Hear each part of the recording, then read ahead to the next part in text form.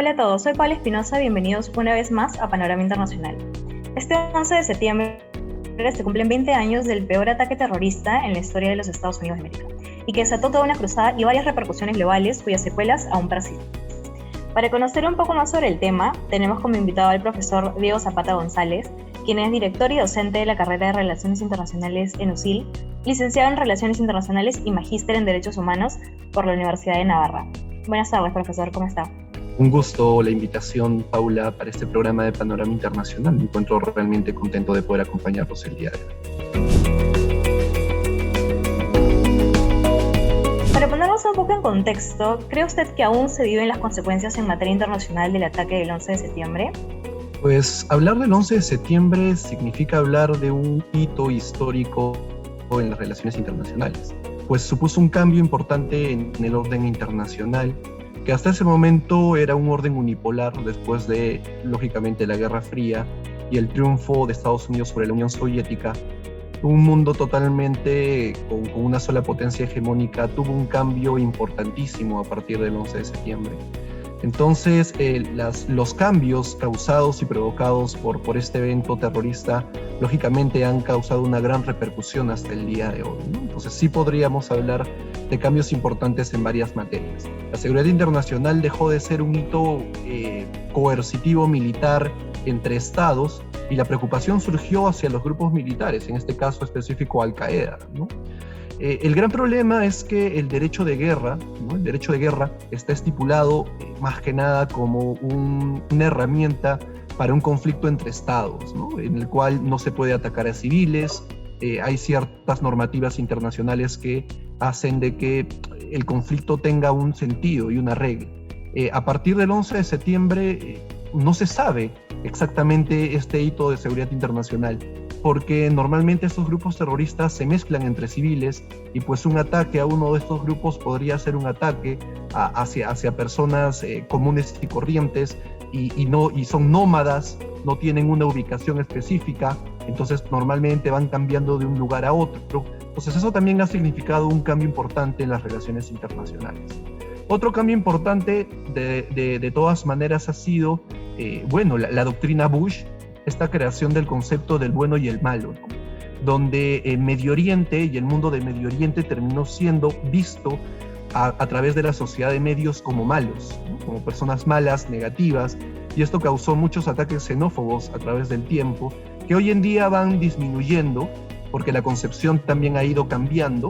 No obstante, digamos que la campaña de Estados Unidos para dar a denotar que ellos eran malos y que Estados Unidos era bueno, el mundo occidental era bueno, fue bastante fuerte, ¿no? Entonces ese también fue un cambio importante. Y para no irme mucho más de largo, tal vez otro cambio importante fue esa necesidad de democratización que tuvo Estados Unidos tanto con Irak y Afganistán respectivamente, ¿no? Que hoy en día ha traído repercusión. Como bien sabemos, hace menos de un mes los talibanes han tomado nuevamente Afganistán, y pues ese proceso de supuesta democratización ha quedado en nada, y pues lógicamente la violación de derechos humanos es un gran riesgo que se está viviendo nuevamente en Afganistán, para ser específico, ¿no? Ha mencionado puntos importantes en su respuesta, y hablando un poco del orden internacional y la actuación unipolar en el mundo que viene ese entonces, ¿cree que hubo una repercusión en el orden mundial sobre la hegemonía de Estados Unidos? Sí, claro que sí. Hasta ese momento Estados Unidos era visto solamente como la única potencia, ¿no? Y lógicamente la posición de Bush fue demostrar que eran la gran potencia, ¿no? Demostrar que ellos eran quienes tenían ese gran dominio, ¿no? Pero esa posición dura hizo de que se despertara un sentido rebelde, ya no solo por parte de Estados Unidos, sino por las otras potencias que empezaban a crecer. En ese momento eran tanto Rusia como China. Entonces la posición de Rusia y China cambió a partir del 11 de septiembre, y en vez de marcar el predominio de Estados Unidos, lo que se terminó convirtiendo es en un mundo multipolar, ¿no? Entonces también desde el predominio que empezó a tener en ese momento Putin en Rusia, el mundo empezó a vivir cambios importantísimos, ¿no? Cambios que sin ninguna duda han reflejado en el mundo un nuevo orden.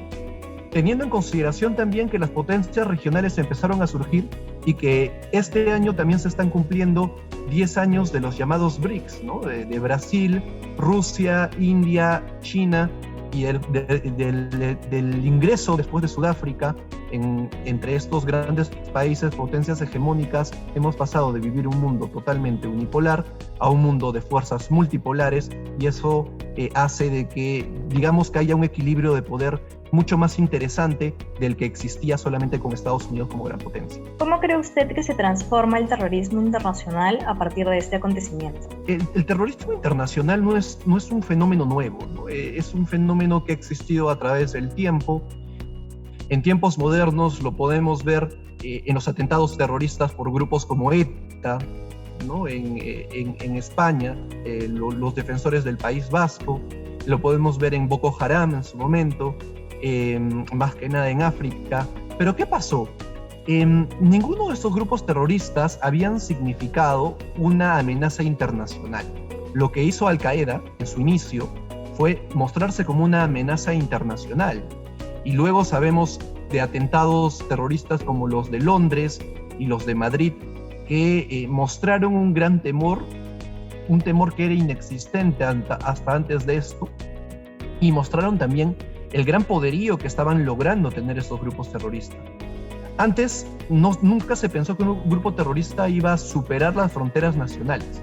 Hoy en día estamos hablando de grupos terroristas que superan las fronteras nacionales, y en el cual incluso se habla de remanentes de ISIS en el Perú, se habla de remanentes de ISIS en Paraguay, se habla de remanentes de ISIS en Chile, ¿no? Entonces hay un riesgo internacional producto de estos grupos terroristas que siguen buscando ganar nuevos adeptos, y ya no solo en el mundo musulmán, sino en el mundo occidental. Ya para finalizar, a partir de este hecho histórico, ¿cree usted que es un indicador significativo en el crecimiento de la islamofobia como un tema de derechos humanos en Norteamérica? La islamofobia es un grave problema, ¿no? Este es un problema que ha sido causado por Estados Unidos y que tal vez no le hemos prestado la atención debida en su momento, ¿no? En el tema de los derechos humanos, lógicamente ha supuesto un gran problema para ambos lados. En primer lugar, la islamofobia y los ataques de islamofobia que se han ido dando violan los derechos y la dignidad de los musulmanes. Y por el otro lado también tenemos que lastimosamente en materia como por ejemplo de derechos de las mujeres, los musulmanes están muy atrasados, y el retorno del poder en talibán en Afganistán lo único que hace es pues fortalecer esta línea de subdesarrollo de la mujer, ¿no?